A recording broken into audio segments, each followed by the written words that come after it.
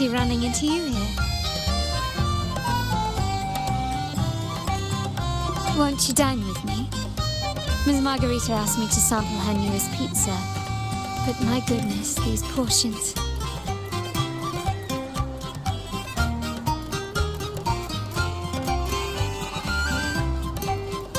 Did you hear what the Order's acolytes found while clearing the abandoned library? A manuscript of a poem with an accompanying music sheet.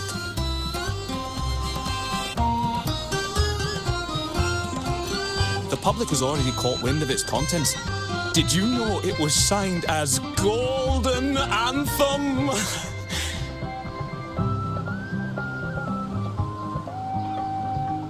They say it was their last work, written aboard the Pilgrim's Sail. I reckon the original finder fished it out the sea and put it in the library, not knowing what it was. Shh, shh, shh. Quiet. They're criminals. Best not mention them in public.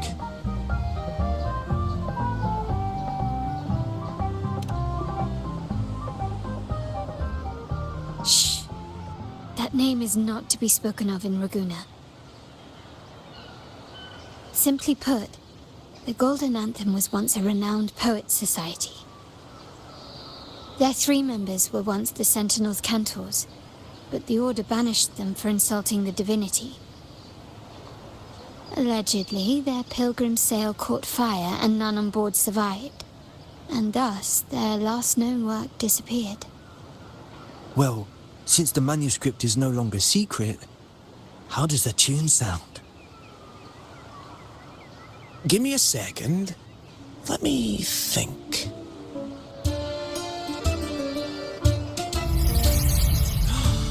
Hear that? It's exactly what they're playing now.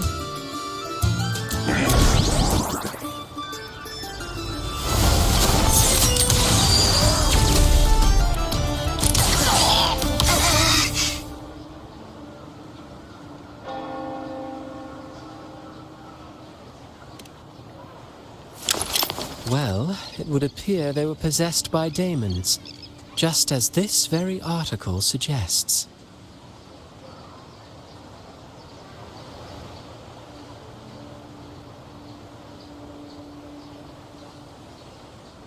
Friends, it's been too long.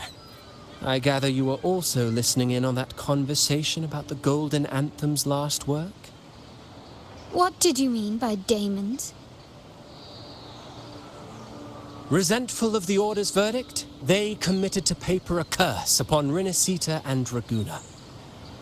Those favored by the divinity were the most willing to raise the blade of rebellion, for they alone knew how to make divinity bleed and doctrines crumble. Though they died in exile to a great fire, their resentment festered in their music and poetry, transforming into horrors known as daemons. Like the fire that dragged them to hell, these daemons will spread throughout the land and burn all of Ragusa. This article was recently published in the Ragusa Literary Journal. Quite the perspective, wouldn't you say? Vengeance born of resentment. Such dark and twisted characters are hard to resist. Perhaps someone unwittingly played that tune just now and opened the plushies to possession by the daemons. Then again, it's all conjecture. Those in the Poets' Society died years ago, and who's to say what really happened? Now, if those vengeful spirits really do exist, well, out of all the patrons here, they went straight for you, Rover. Curious and curiouser. By the way, it just so happens that I made a copy of the Poets' Society's last work. Here, take it. Consider it a little souvenir from your spirited encounter. Maybe it'll prove useful later. Goodbye, friends. A change of venue is in order. I must finish my play.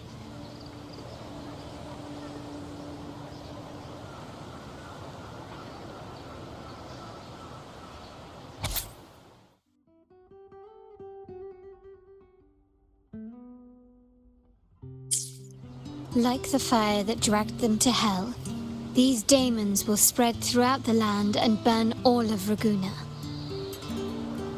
Unverifiable, yes, but not entirely dismissible. That said, a peculiar entity did indeed manifest, and it attacked you. So, let's start at the very beginning. I have a friend who's an expert in deciphering music. I believe you've met her before. She who resembles Topaz should still be near Whisperwind Haven at this hour.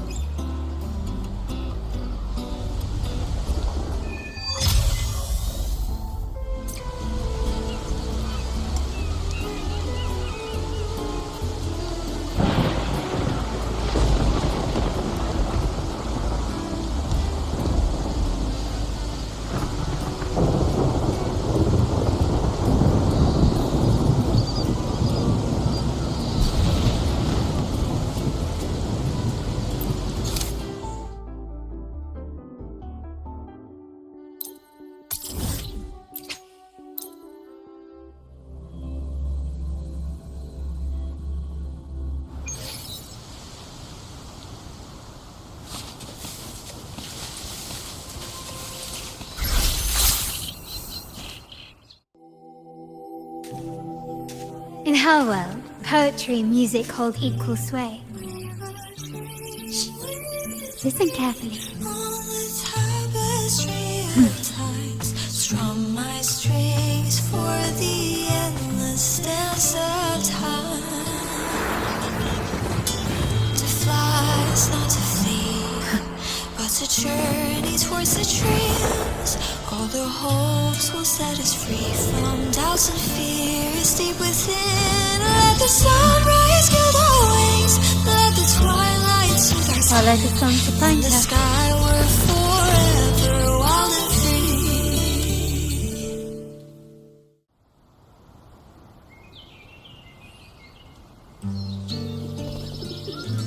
Rover! Carlotta!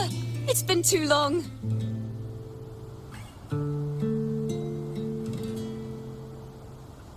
You really must adore that song. I remember hearing you sing it when I was little.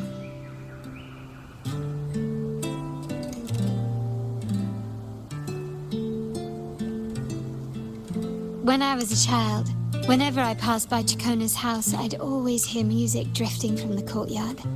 Lively, spirited, and so full of emotion. I remember it well. Those two guards of yours were like giants from Septimont. Easily 200 pounds of pure muscle. Back then, Ciaccona's family conducted the Order's choir.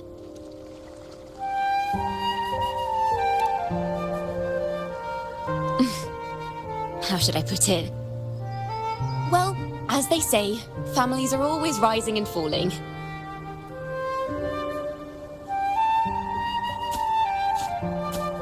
But a song is a song, whether sung in a grand hall or beneath the open sky. As for family matters, let the past stay where it belongs. Anyway, the two of you came in such a hurry. I suppose you're not here to take in the music?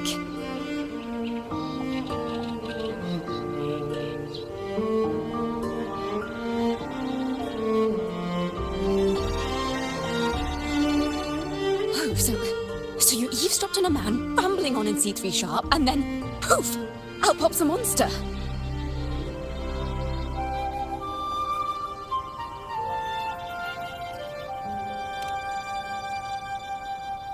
Let me see. It should sound something like this. About that, Sharp Rover.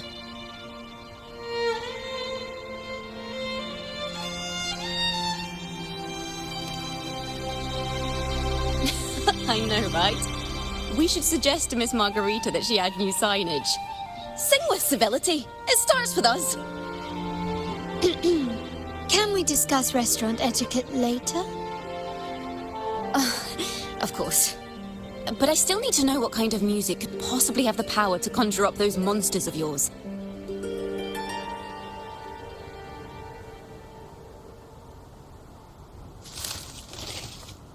The Golden Anthem. That name should never be spoken. They're criminals. To To conspire with them is to risk banishment at sea. Or worse.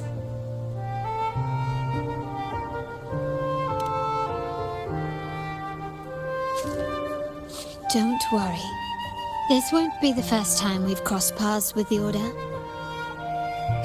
Fine.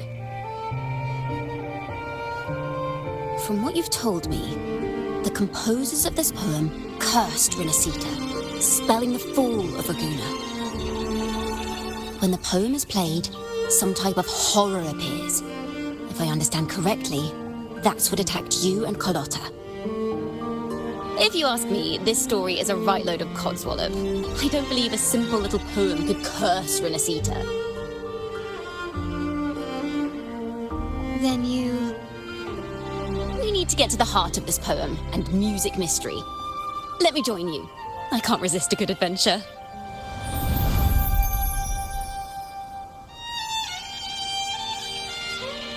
I'll help you find the link between the music and those daemons. But in return, I want you to hand these pages to me for safekeeping.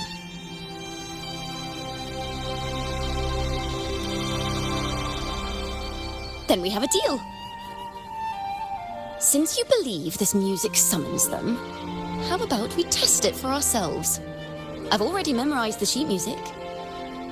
It's risky, but there's no surer way to find out. Wouldn't you agree, Rover?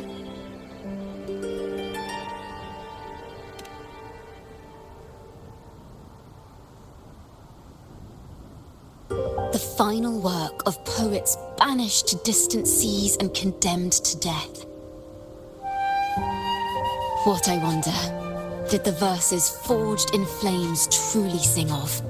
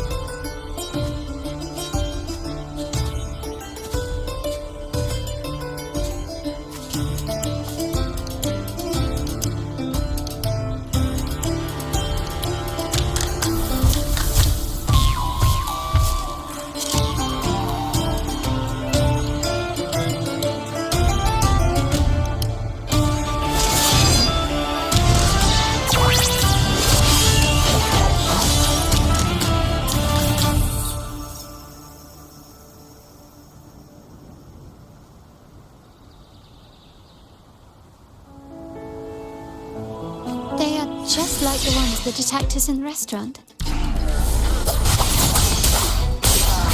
Hopefully this helps. We'll face judgment. Thanks for watching. Follow me. A perfect chord.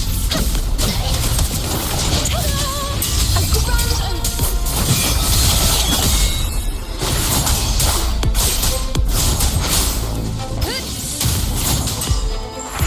waves rise. Judgment strikes. Hopefully this helps.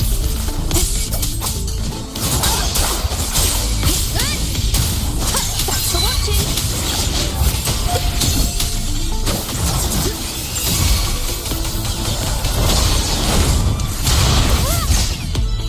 A perfect chord. Now presenting a poem of finale. Wind calm, waves follow. The wicked.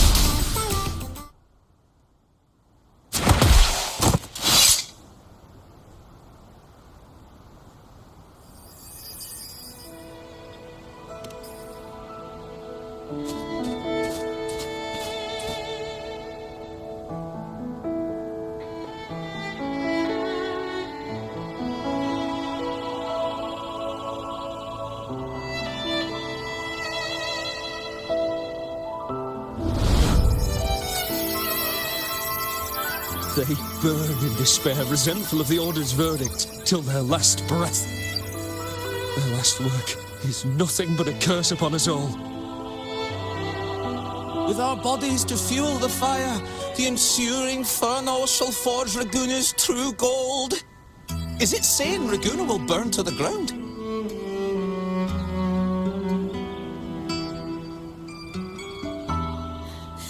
wanted their resentment to echo through the streets. Oh, just by reading this, I can almost see their terrifying faces in the fire. These voices. They're people of Raguna, aren't they? I think I heard Mr. C3 Sharp in the mix. If the poet's resentful souls gave birth to daemons, then shouldn't they sound like the poets themselves? Those voices were just people who read or heard their work. Perhaps the voices themselves are what causes the daemons to manifest. In the legends, daemons are born of death and curses.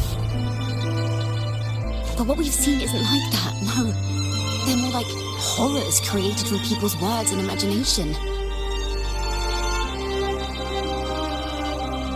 Of course, I'm just speculating. The voices were somewhat muddled. Perhaps I can refine the melody. This time, we need to listen harder. Let's find out what the true story really is.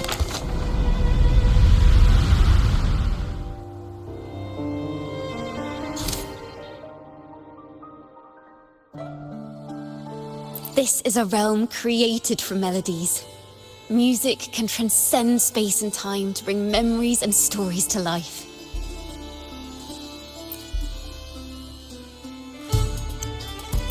No.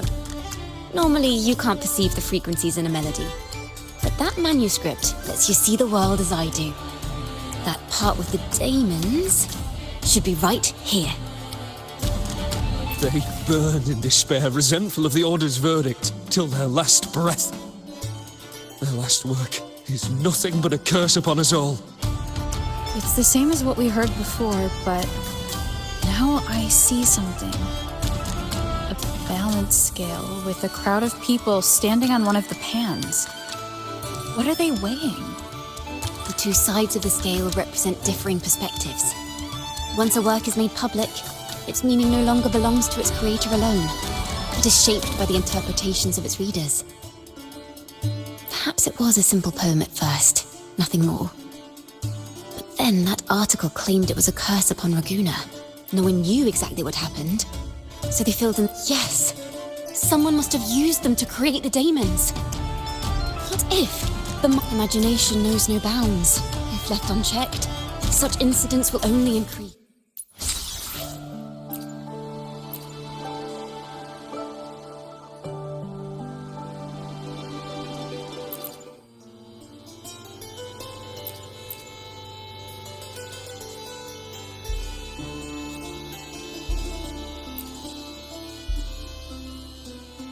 If the daemons are born from the public's imagination, then things will Music and poetry are born from kindness and hope. Yet now they've been twisted to create these monstrosities. Whoever is behind this won't just sit back and watch. The thought of confronting them is already inspiring me to write a ballad. What should I call it? Which instruments would fit? Our enemy hides in the dark, while we remain in the light. If that's the case, we need to split up. With your tenacity and Ciaccona's expertise, we will uncover the truth. Someone has pointed a gun at Cat's Eye. Someone ought to pull back the curtain and expose them. The family has its ways. Tracing the article's source and finding this mastermind won't be a problem. If we find melodies connected to the Poets' Society, I can bring the past into clearer focus. I've got it, Rover! I know a place where they've definitely left their mark. Let's go! Onward to new melodies!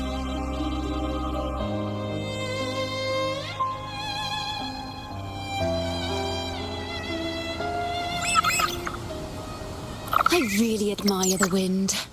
It's free to go anywhere without restraint. If only it could carry my poems into the hands of everyone across the world.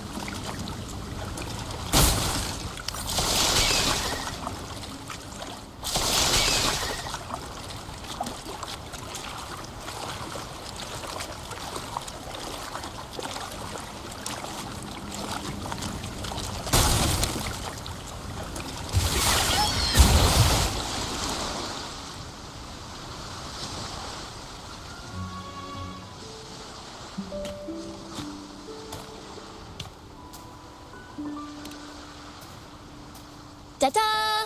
Welcome to Requiem Paradise. This is where Raguna's musicians lay their old instruments to rest. For the people of Raguna, the sea is everything. We live and sleep by the sea, and our souls drift out to sea when we pass. Since an instrument is an extension of the musician, it's only fitting that it's buried by the sea. May its dreams be long and sweet before returning to the waves. I'm certain this is where the poets of the Golden Anthem laid their instruments to rest before their banishment.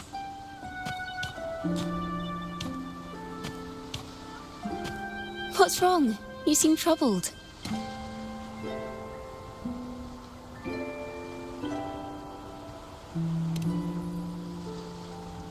Is that what's been on your mind this whole time? I say, if the answers aren't coming, let it all go and clear your mind. To be honest, I haven't found any leads either. But worry not, this is what we bards call a bottleneck. Once, I spent 3 days just trying to find the right words to describe a tree. Couldn't do it, not one word.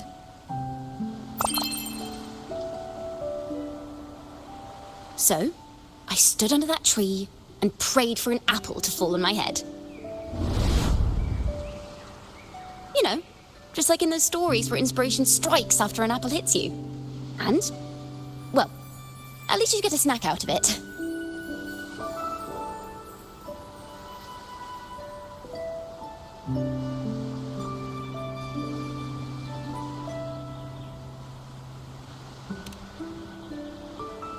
Sadly, the apples weren't ripe and none fell. No free nibbles for me, unfortunately.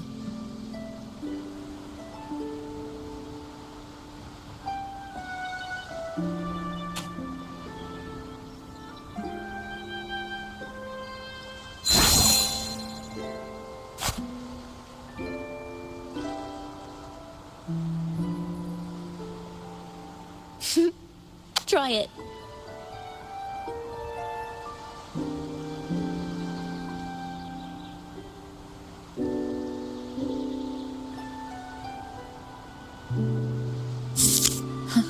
It's a real apple. Later, when I finally decided to leave, I looked up through the gaps in the branches and suddenly saw a blooming flower atop a cliff. Turns out, even without an apple, inspiration may yet strike. But if I hadn't stood there, I might have missed that unexpected burst of beauty. So, maybe this is enough. Let's put aside heavy thoughts and continue our walk with a clear mind.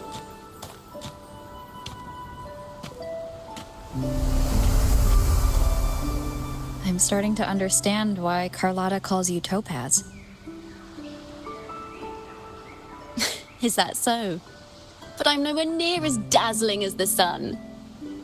If anything, I'd rather be like Icarus in the story. Soaring freely in the sky, even if it means falling in the end.